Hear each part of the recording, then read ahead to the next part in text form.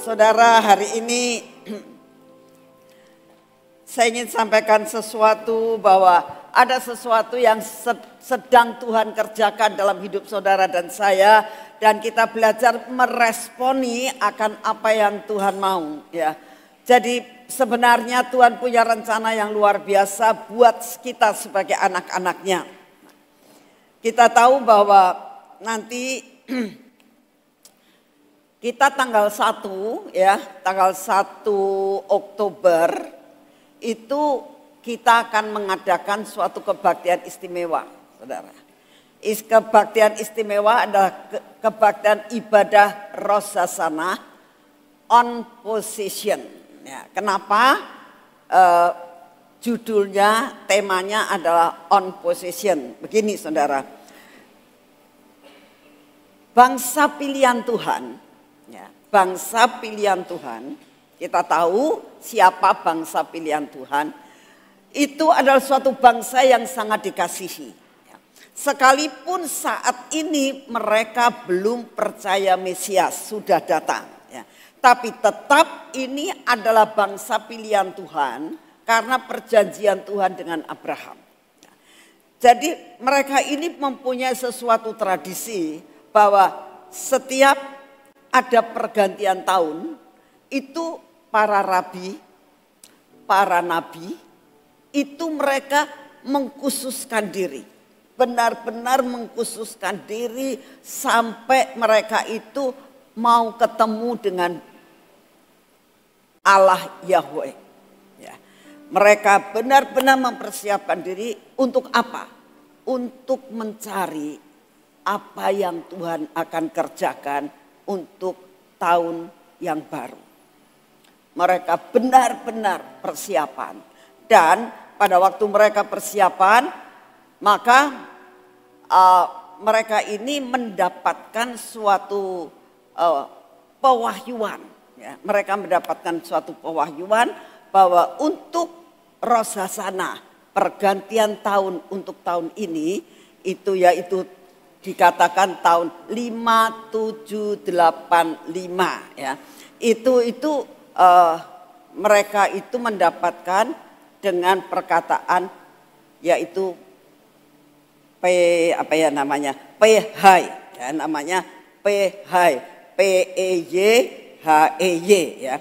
Nah, kalau angka 5 itu adalah angka He. Ya. Angka 5 adalah angka He. Itu artinya nafas hidup. Ya. Jadi dan juga angka 5 itu angka anugerah.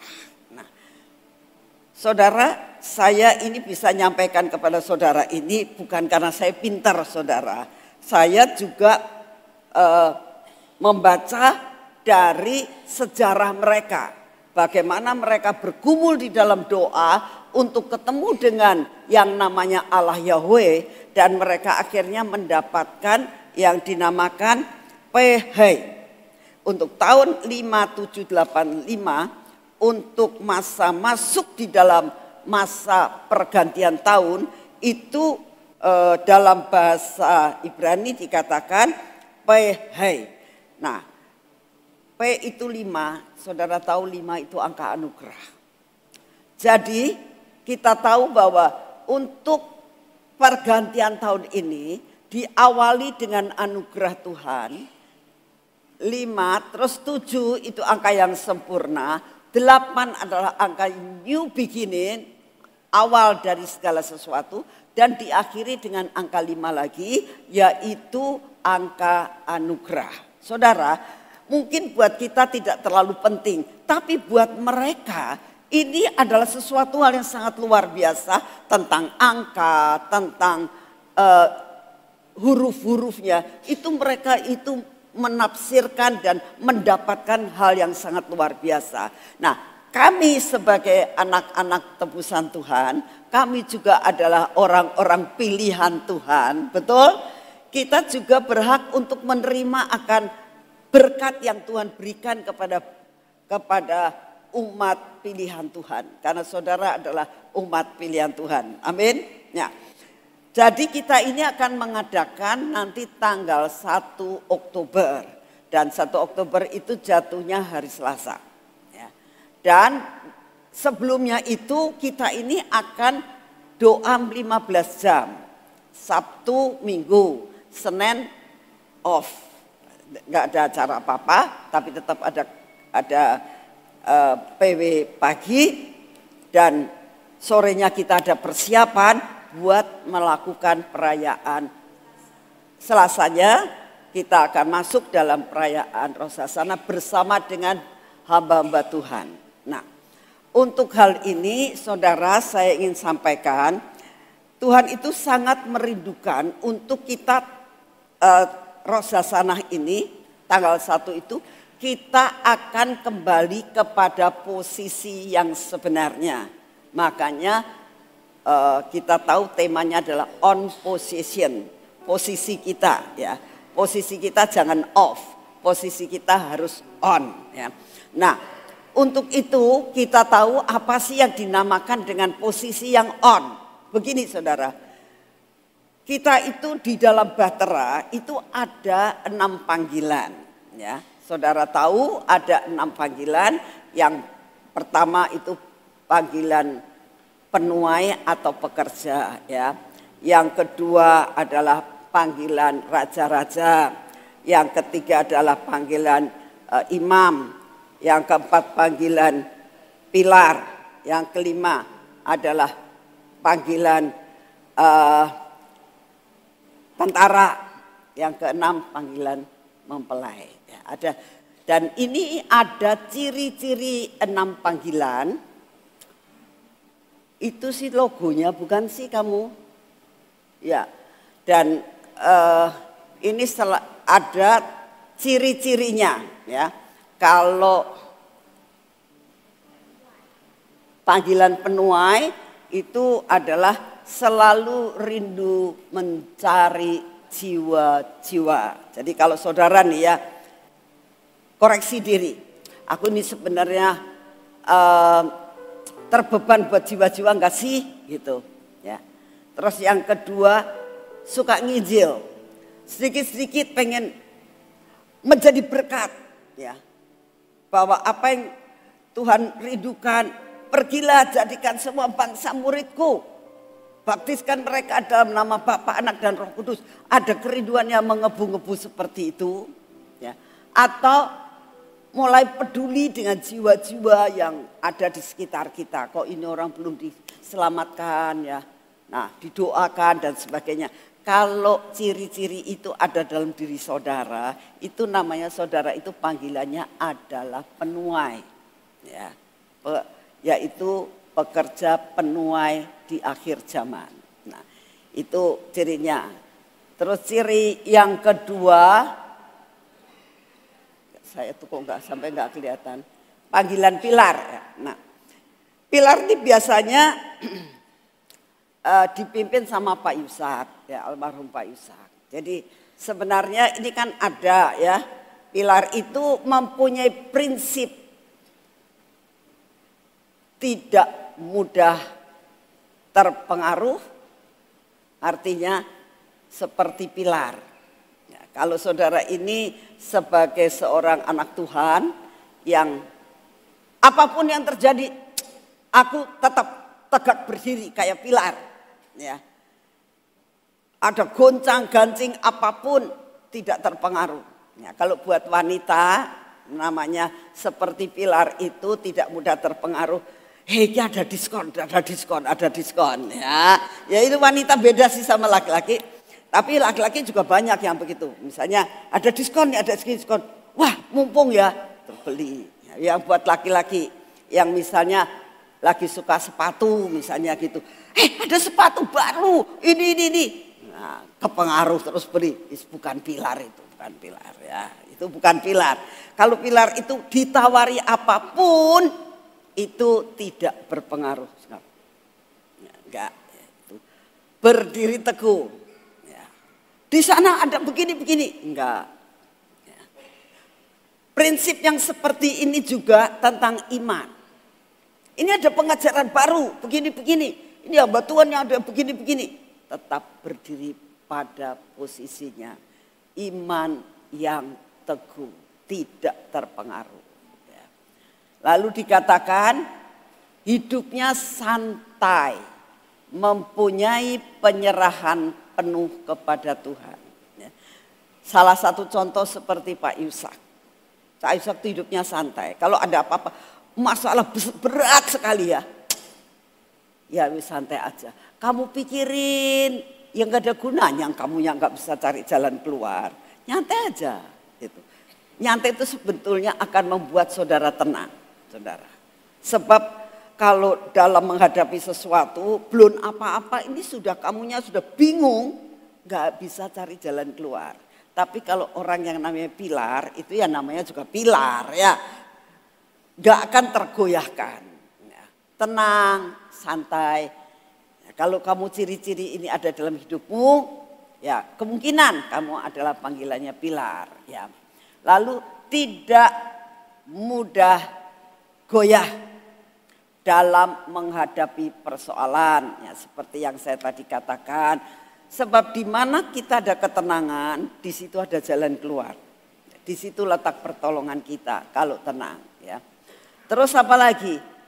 Tenang dan suka duduk menanti yang Tuhan mau. Duduk dekat tahta. Lalu bertanya-tanya kepada Tuhan apa yang Tuhan mau. Kalau ciri-ciri ini adalah dalam hidup kamu, oh kalau gitu aku ini kok seperti ini ya. Jadi aku ini panggilannya pilar. Ya. Saudara, ini hanya merupakan sesuatu garis besar. Ya, semuanya harus benar-benar menyelidiki di bawah kaki Tuhan. Selanjutnya, apa itu? Panggilan iman. Ya.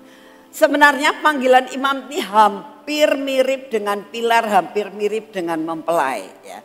Cuman ya memang ada beberapa hal dikatakan mempunyai hati yang selalu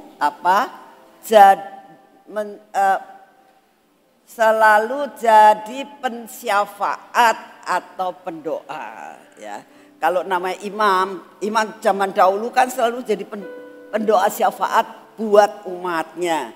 Jadi kalau saudara itu senang berdoa, ya setiap orang kan bisa berdoa dan senang berdoa. Tapi ada macam-macam berdoanya apa? Tuhan aku pengen ini, Tuhan aku pengen ini, Tuhan aku diberkati, Tuhan ini. Nah itu mau berdoa tapi kan untuk pribadi. Tapi kalau kamu punya kerinduan, aku tuh kok pengen mendoakan orang itu yang sakit. Ya misalnya ada yang sakit, dibesuk untuk orang itu yang sakit. Ya jiwa-jiwa terus selalu ingin menolong jiwa-jiwa dan didoakan. Nah itu ciri-ciri imam. Lalu dikatakan,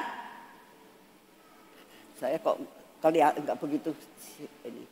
Punya hati kebapaan. Nah, imam itu selalu punya hati bapak. Sebab gini, selalu memperhatikan anak-anaknya. Abraham mempunyai banyak anak gitu ya. Jadi seperti Bapak Abraham, namanya juga bapak ya. Jadi mempunyai hati kebapaan. Terus yang ketiga, mempunyai hati peduli kepada sekitarnya. Contoh, misalnya, aduh orang di sini kok terlalu kumuh tempatnya ya. Bagaimana ya caranya aku bisa membuat daerah ini menjadi suatu daerah yang bisa bermanfaat, bisa menolong suatu daerah ini. Nah itu yang salah satu yang dinamakan hati Bapak ya. Selalu memperhatikan sekitarnya. Selalu rindu untuk menolong dan membantu. Itu ciri-ciri daripada seorang yang panggilannya imam. Kalau saudara punya ciri-ciri seperti ini walaupun tidak seluruhnya. Dan saudara berdoa apakah aku panggilannya imam. Tapi yang paling penting kamu selalu ingin menjadi pendoa syafaat.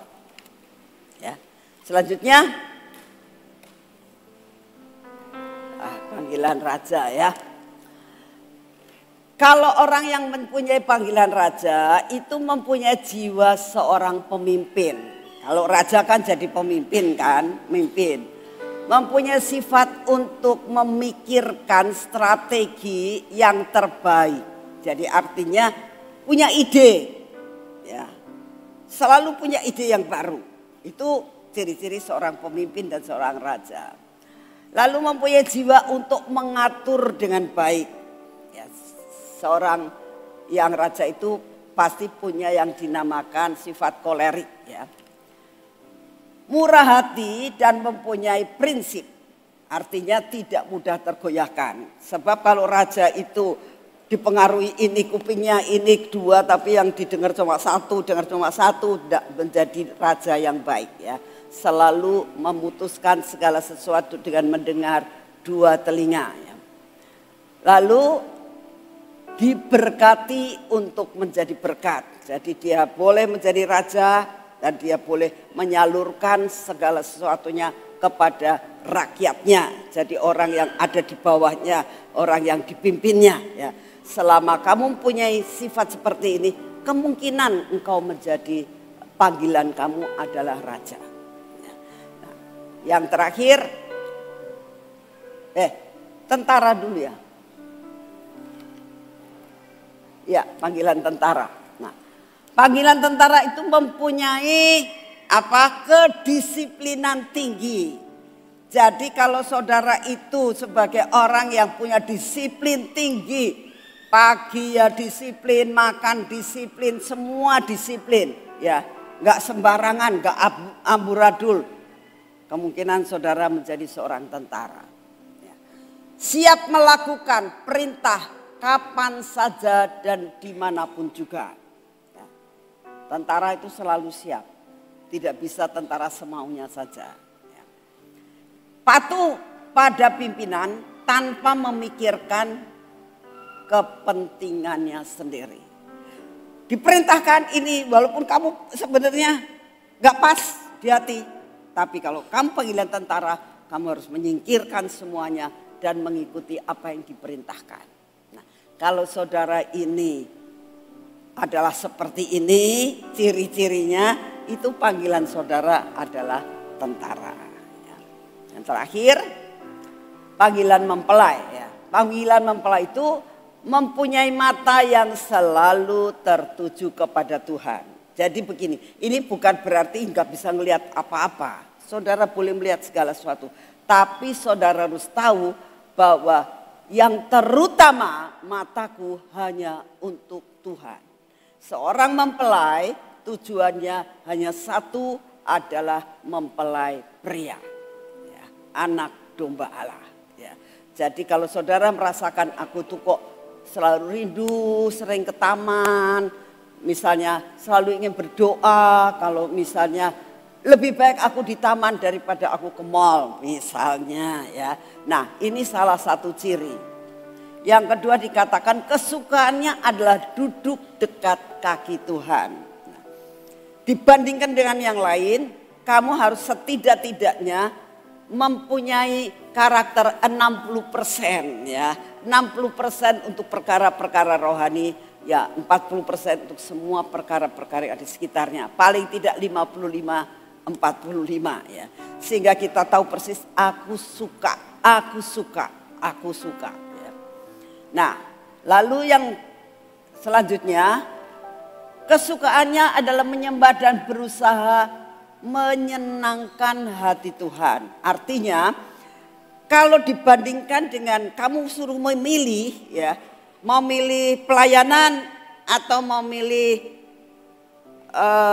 olahraga misalnya, ya, saudara akan mengatakan aku mau milih pelayanan, ya. Supaya ngerti ini loh sebenarnya taat, berusaha menyenangkan hati Tuhan. Ada roh ketaatan, cinta kepada Tuhan. Kalau ini semua hanya merupakan garis besar, ya. Jadi nanti tanggal 1 itu akan dibagi-bagi, ya. Tempat ini akan dibagi, ada panggilan sebagai penuai, ada panggilan juga sebagai tentara, pilar, imam, dan juga bekerja dan mempelai. Dan yang satu lagi ada panggilan yang namanya generasi Yoel. Itu anak sekitar umur 17 ke bawah ya. Itu semua anak-anak muda masuk generasi Yoel. Ada sesuatu yang Tuhan sedang kerjakan dalam kehidupan anak-anak muda sampai akan terjadi melejit seperti generasi Yoel. Ada lagi.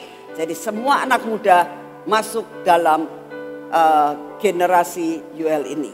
Ya, ini yang saya mau sampaikan kepada saudara. Dan ini akan dibagi nanti tanggal 1. Jadi sekarang saudara kalau mau lihat ini, pengen supaya mengerti doa masing-masing. Jangan sekali-kali terus tanya sama saya, ngomong, Ibu Nani jadi aku panggilannya apa? Yang ngertinya dari mana sayanya? Ya kan? Kamu yang menentukan sendiri bersama dengan Tuhan. Ciri-ciri sudah dikasih tahu. Kalau saudara pengen lihat, saudara minta sama Amos, aku minta ciri-ciri 6 panggilan. Nanti saudara akan dikasih ya. Sehingga saudara bisa mulai menyeleksi diri, aku ini bagianku apa sebenarnya? Di mana? Terus setelah itu kamu harus lihat, posisimu harus on. Jadi pada saat tanggal 1 saudara sudah tahu tempat kamu di mana. Ya, tempat kamu di mana? Karena nanti Asyir itu akan memberikan kertas-kertas yang dikatakan kamu sebelah sini, kamu sebelah sini, kamu sebelah sini, kamu sebelah sini. Jadi sudah tahu tempatnya. Sehingga saudara itu akan bisa duduk di tempat itu. Saya juga mau sampaikan kepada saudara karena ini adalah Bahtera ya.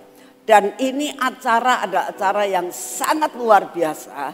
Itu bakalnya di sini penuh sesak. Di lantai 1 pun akan penuh sesak. Jadi saudara harus tahu, kita harus datang, tidak boleh terlambat atau ngepas-ngepas. Nanti saudara nggak dapat tempat. Karena ada pelantikan. Ya, nanti ada pelantikan, ada pengurapan. Ya, sehingga benar-benar ini acara tanggal 1 adalah acara yang cukup besar yang Tuhan sediakan buat saudara dan saya. Bisa nangkap? Bisa nangkap ya? Oke.